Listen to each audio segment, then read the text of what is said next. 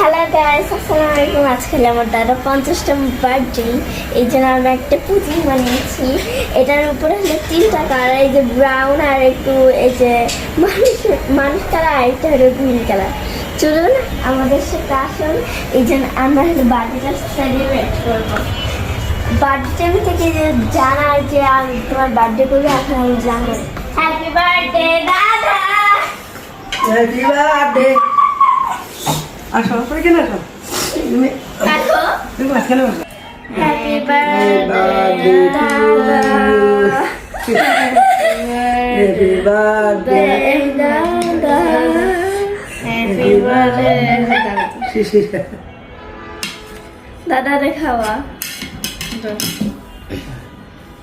দাদাটা খাওয়া নেই। কি হতো আমি খাওয়া দিব না খাওয়া তোমার